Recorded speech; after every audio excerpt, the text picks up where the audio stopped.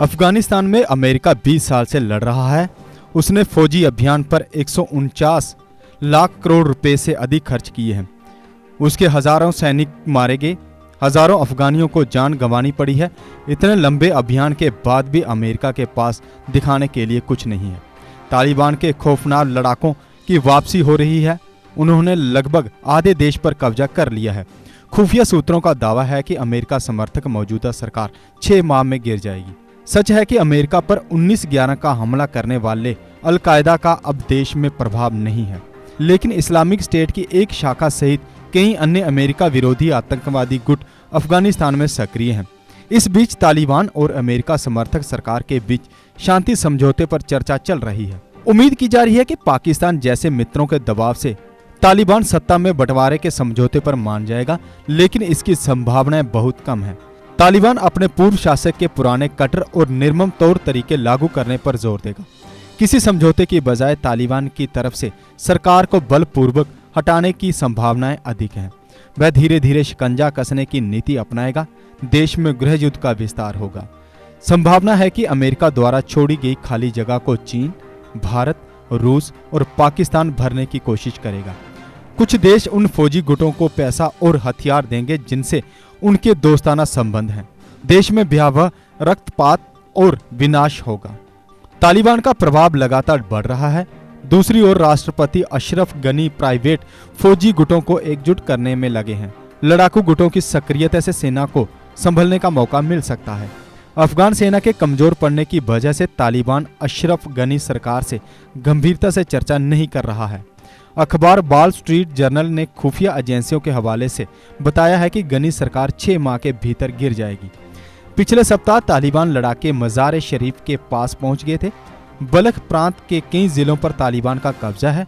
बलख में तालिबान विरोधी कमांडर अता मोहम्मद नूर ने कहा, चाहे कुछ भी हो हम अपने शहर की रक्षा करेंगे। लेकिन अब तक बड़े शहरों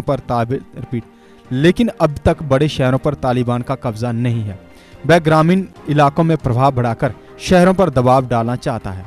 तालिबानियों के पास बड़े शहरों पर कब्जा करने और शासक चलाने के लिए पर्याप्त साधन नहीं है। अमेरिका और नाटो देशों ने अफगान सुरक्षा बलों की ट्रेनिंग और हथियारों पर अरबों रुपए इस उम्मीद में खर्च किए हैं कि एक दिन वे अपने पांव पर खड़े हो सकेंगे, लेकिन अमेरिका के जाने से पहले ही उन्होंने मैदान छोड़ना शुरू कर दिया।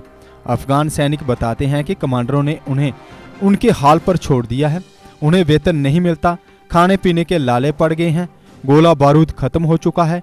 तालिबान के अताया शासक के भय से बहुत लोग देश छोड़ना चाहते हैं। उधर अमेरिका को खुद पर संदेह, शर्मिंदगी और आत्मग्लानि का सामना करना पड़ रहा है। यही नहीं, उसे अब डर सता रहा है कि अफगानिस्तान एक बार फिर से गृह युद्ध की ओर बढ़ रहा है। तालिबान के सामने अफगान सुरक्षा बलों ने बिना लड़े ही घुटने टेक देने की तस्वीरें और बगराम एयरपोर्ट पर अव्यवस्था जैसे हालात को देखकर अमेरिकी सांसद सुरक्षा विश्लेषक टेंशन में आ गए हैं। उन्हें अब अफगानिस्तान में गृह युद्ध और आतंकवाद की वापसी के आसार दिखाई दे रहे हैं। ये सब केवल इसलिए हुआ है कि बाइडेन प्रशासन ने अफगानिस्तान से अमेरिकी सैनिकों की वापसी में जरूरत से ज्यादा तेजी दिखा दी। इस अंतर्राष्ट्रीय शर्मिंदगी के बाद अब व्हाइट हाउस ने अमेरिकी रक्षा मंत्रालय पेंटागन को सलाह दी है कि वे अमेरिकी सैनिकों की वापसी की गति को धीमा कर दें। पेंटागन ने अफगानिस्तान में अमेरिकी कमांडर जनरल ऑस्टिन मिलर और उसके सैकड़ों सैनिकों को वहां अभी बने रहने के लिए कहा है।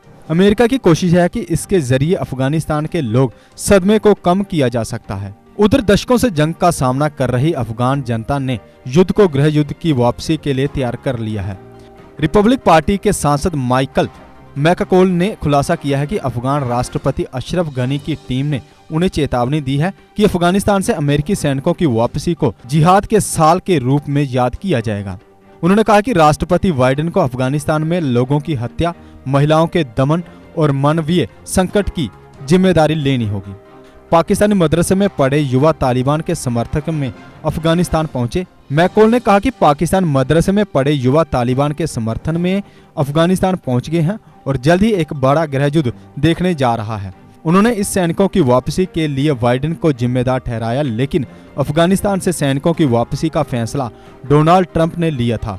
वहीं 18,000 अनुवादकों तथा अन्य अमेरिकी दोस्तों को उनके हाल पर अफगानिस्तान में छोड़ने के लिए भी वाशिंगटन में आलोचना हो रही है।